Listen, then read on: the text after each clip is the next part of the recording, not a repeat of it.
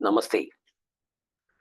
Double barrel ചാനലിൻ്റെ മറ്റൊരു എപ്പിസോഡുമായി നിങ്ങൾ മുന്നിലേക്ക് വരികയാണ്. നിങ്ങളെല്ലാവരും ഞങ്ങളെ ഈ വീഡിയോ കണ്ട് സബ്സ്ക്രൈബ് ചെയ്ത് ബെൽ ബട്ടൺ അമർത്തിക്കൊണ്ട് ഞങ്ങളെ പ്രോത്സാഹിപ്പിക്കണമെന്ന് അഭ്യർത്ഥിക്കുന്നു. ഇന്ന് നമ്മുടെ കേരളത്തിൽ വളരെ ഒരു പ്രധാനപ്പെട്ട ദിവസമാണ്. കേരളത്തിൽ ഇന്ന് ഒരു പോർട്ട് ഉദ്ഘാടനം നടന്നു. ഉദ്ഘാടനം പൂർത്തിയായിട്ടില്ല, ഇനിയും ഓർക്കേണ്ട ആദ്യമായിട്ടുള്ള മദർഷിപ്പ് വന്നു. അതിൻ്റെ ഒരു ഉദ്ഘാടനമായിരുന്നു ഇന്ന്. നമ്മുടെ നാട്ടിലെ എല്ലാ പ്രഗത്ഭരും സ്റ്റേജിൽ തിങ്ങി നിറഞ്ഞുകൊണ്ട് അതിസുന്ദരമായ അതിമനോഹരമായ കുറെ മുഖങ്ങൾ അവിടെ ഇരുന്നു കൊണ്ട് ആ ഉദ്ഘാടന കർമ്മം നടത്തി. ഇന്ന് ഭരിക്കുന്ന പ്രസ്ഥാനത്തിന് ഏറ്റവും വെറുപ്പുള്ള 24 മണിക്കൂറും പറഞ്ഞുകൊണ്ടിരിക്കുന്ന അദാനി എന്ന് പറയുന്ന ആ മനുഷ്യന്റെ അനുജനാണ് അവിടെ ഒരു ആശംസാ പ്രസംഗമൊക്കെ പറഞ്ഞത്. അതൊന്നും ഏതായാലും ഒരു പ്രസ്ഥാനത്തിനും ഒരു വിഷമവും ഉണ്ടായില്ല. അങ്ങനെ ആ ബൂർഷ എന്ന് പറയുന്ന, കമ്മ്യൂണിസ്റ്റ് ഭാഷയിൽ പറഞ്ഞാൽ ബൂർഷ, അദാനി എന്ന ബൂർഷ, ആ ബൂർഷയുടെ ചെലവിൽ അങ്ങനെ സ്റ്റേജിലിരുന്ന് ഇന്ന് നമ്മുടെ മുഖ്യനും മറ്റ് തുറമുഖ മന്ത്രിയും ഒക്കെ ഇരുന്ന് അങ്ങനെ രസിക്കുന്ന ഒരു രംഗം കണ്ടു. സന്തോഷം. നമ്മുടെ നാടിൻ്റെ വലിയൊരു പുരോഗമനമാണ്. ആദ്യമായി കമ്മ്യൂണിസ്റ്റ് പ്രസ്ഥാനം ഇതിനു വേണ്ടി ഒന്ന് കൂടെ നിന്നല്ലോ എന്ന് ആലോചിക്കുമ്പോൾ വളരെ ഒരു സമാധാനമുണ്ട്. എന്ത് നാട്ടിൽ നല്ലത് വരുമ്പോഴും അതിനെതിരെ സമരം ചെയ്ത് അതിനെ പൂട്ടിച്ച് അതൊക്കെ രാജ്യത്തിന് ദ്രോഹമാണ്, പാവപ്പെട്ടവന് ജീവിക്കാൻ പറ്റില്ല എന്നുള്ള പല കള്ളത്തരങ്ങളും പറഞ്ഞ് ഫലിപ്പിച്ചുകൊണ്ട് ഇതിനെയൊക്കെ അടച്ചു പൂട്ടിപ്പിക്കുന്ന, എല്ലാ പ്രസ്ഥാനത്തിനെയും അടച്ചു പൂട്ടിച്ച് കേരളത്തിൽ നിന്ന് കെട്ടുകെട്ടിക്കുന്ന ഒരു ഭരണകൂടം. ആ ഭരണകൂടം ഇന്ന് വളരെ അടങ്ങി ഒതുങ്ങി സുന്ദരമായിട്ട് അതിൻ്റെ ഒരു ഉദ്ഘാടന കർമ്മത്തിൽ അവിടെ അങ്ങനെ പങ്കെടുത്തു. നമ്മുടെ പ്രഗത്ഭനായ മുഖ്യമന്ത്രിയും അവിടെ ഉണ്ടായി എന്നുള്ളത് വളരെ സന്തോഷകരമായ ഒരു കാര്യമാണ്. കാരണം ഈ കുത്തിത്തിരിപ്പുണ്ടാക്കുന്ന കള്ളന്റെ കയ്യിൽ താക്കോല് കൊടുക്കുക എന്ന് പറഞ്ഞ മാതിരിയാണ്. കാരണം ഇവരെ കയ്യിൽ തന്നെ ആയതുകൊണ്ട് പ്രശ്നങ്ങളൊന്നും ഉണ്ടാകാതെ നാടിൻ്റെ പുരോഗമനത്തിന് വേണ്ടി, നല്ല കാര്യത്തിന് വേണ്ടി കൂടെ നിൽക്കുമല്ലോ എന്നുള്ളൊരു സന്തോഷം. ഏതായാലും ആ ഉദ്ഘാടന കർമ്മം ഇന്ന് രാവിലെ കഴിഞ്ഞു. അവിടെ പ്രതിപക്ഷ നേതാവിനെ വിളിച്ചില്ല. അതൊരു മോശമാണ് ഏതായാലും ചെയ്തത്. പ്രതിപക്ഷ നേതാവിനെയൊക്കെ വിളിക്കേണ്ടതാണ്. കോൺഗ്രസിന്റെ ആ പ്രതിപക്ഷ നേതാവിനെയും കൂടി അവിടെ വിളിച്ച് ഇരിക്കേണ്ടതായിരുന്നു. പക്ഷെ ഈ ഉടമസ്ഥ അവകാശമുണ്ടല്ലോ, നമ്മുടെ ഈ പോർട്ടിന്റെ ഉടമസ്ഥ അവകാശം ആർക്കാണ് എന്നുള്ള ഒരു വലിയ പ്രശ്നത്തിലാണ് ഇന്ന് നിൽക്കുന്നത്.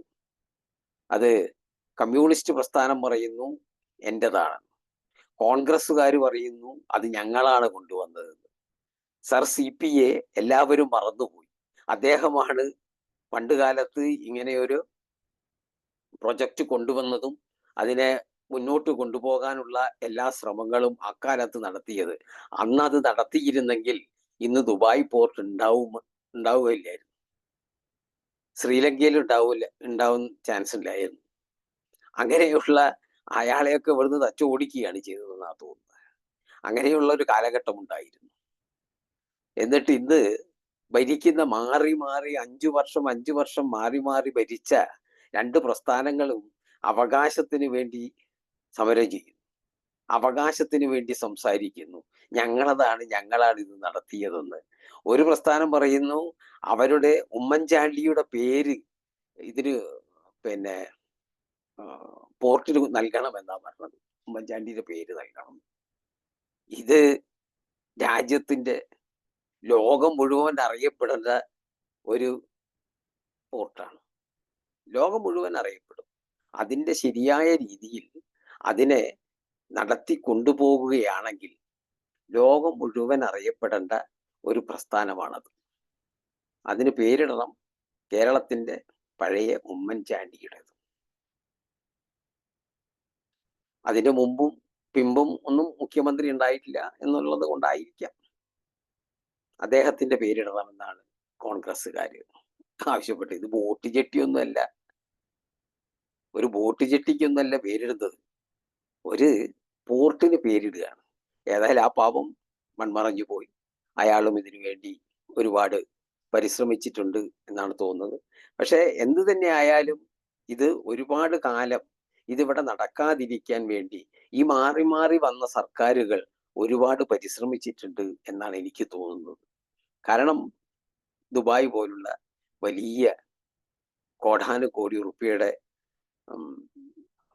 വരുമാനം അതിലൂടെ ദുബായ് എന്ന് പറയുന്ന രാജ്യത്തിന് കിട്ടുന്നത് ഒരു പങ്ക് ഇല്ലാതാകും എന്നുള്ള കാര്യത്തിന് സംശയമില്ല. ശ്രീലങ്കക്ക് കിട്ടുന്നതിൽ ഒരു പങ്ക് പോകും എന്നുള്ളതും ഒരു സംശയമില്ലാത്ത കാര്യമാണ്. അപ്പൊ ആ രാജ്യത്തിന്റെ ഒക്കെ ഇടപെടലോടുകൂടി ഈ നാട്ടിലെ പലരും ഇതിനൊക്കെ തടയിട്ട് ഒരുപാട് കാലം ഇതിനെ നീട്ടിക്കൊണ്ടുപോയിട്ടുണ്ടോ എന്ന് നമുക്ക് ചിന്തിക്കേണ്ടതാണ്. അതിനുവേണ്ടി ആ കടലോരത്തുള്ള പലവരെയും അവരുടെ ജീവിതം ദുസ്സഹമാകും എന്ന് പറഞ്ഞ് സമരങ്ങൾ ഉണ്ടാക്കി വരെ കയറി പ്രശ്നങ്ങൾ ഉണ്ടാക്കിയിട്ടുണ്ട്. ഒരുപാട് പ്രശ്നങ്ങൾ ഉണ്ടാക്കിയിട്ടുണ്ട്. അങ്ങനെ ആ പ്രശ്നങ്ങൾ ഒക്കെ തരണം ചെയ്ത് ഇന്ന് ഏതായാലും ഈ ഒരു ഉദ്ഘാടനം അവിടെ നടന്നത് നമുക്ക് വളരെ സന്തോഷമുള്ള ഒരു കാര്യമാണ്. കാരണം ഈ പോർട്ട് എന്ന് പറഞ്ഞാൽ ഇനി നമ്മുടെ കേരളം ഒരു സിംഗപ്പൂരാകും എന്നുള്ളത് സംശയമില്ല. പണ്ട് ഇയാൾ പറഞ്ഞല്ലോ, ഗോവിന്ദൻ എന്ന് പറഞ്ഞ നമ്മുടെ കമ്മ്യൂണിസ്റ്റ് പാർട്ടിയുടെ നേതാവ് പറഞ്ഞിരുന്നു, കേരളം ഒരു സിംഗപ്പൂരാകും, കുറെ ലൈറ്റൊക്കെ പിടിപ്പിച്ച് റോഡൊക്കെ വന്നു കഴിഞ്ഞാലെന്ന്. ആ സംഭവം വീണ്ടും ഒന്ന് പറയാം എന്ന് തോന്നുന്നു. കാരണം ഇനി വരുന്ന കാലങ്ങളിൽ ഈ പോർട്ടിന്റെ ഉദ്ഘാടനവും മറ്റും യാഥാർത്ഥ്യത്തിലായാൽ, പണ്ട് ഉമ്മൻചാണ്ടി ഇതിനു വേണ്ടി ഒരു പെർമിഷൻ കൊടുത്ത സമയത്ത് ഈ പറയുന്ന മുഖ്യമന്ത്രി തന്നെ പറഞ്ഞിട്ടുണ്ട്, വെറും 6000 കോടി ചെലവിൽ നടക്കുന്ന സംഗതിക്ക് 6000 കോടി കൊണ്ട് അവിടുത്തെ ചെലവ്, അവിടുത്തെ സംഗതികൾ മുഴുവൻ നടക്കേണ്ടതിന്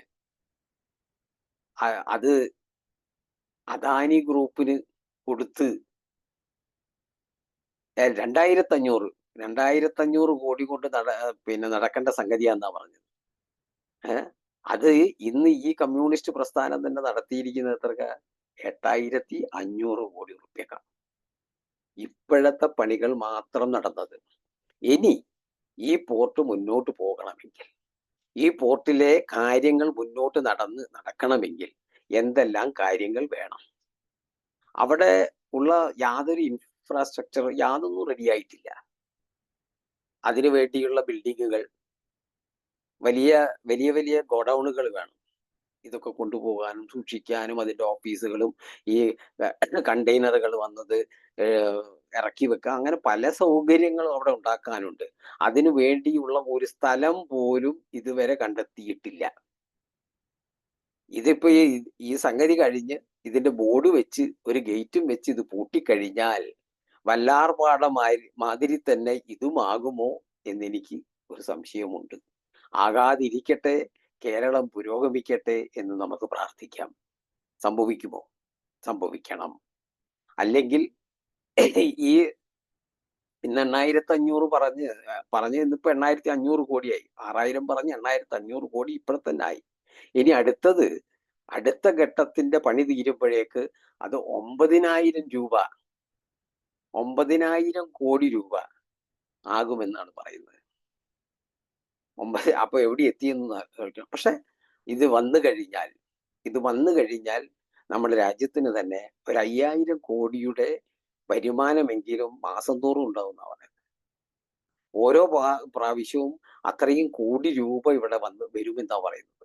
അങ്ങനെയുള്ള ഒരു വരുമാനം കേരളത്തിൽ വരികയാണെങ്കിൽ അതിന്റെ ഒരു ടാക്സ് ഇനത്തിൽ കേന്ദ്ര സർക്കാരിനും അത് അതേ തരത്തിൽ തന്നെ കേരള സർക്കാരിനും കിട്ടുന്നു. മറ്റുള്ള പ്രസ്ഥാനങ്ങൾ മുഴുവൻ വളരുന്നു. അങ്ങനെ കേരളത്തിന്റെ ഒരു വളർച്ച നമ്മൾ ആലോചിക്കുന്നതിൻ്റെ അപ്പുറം എത്തുമെന്നുള്ളതിന് യാതൊരു സംശയവുമില്ല.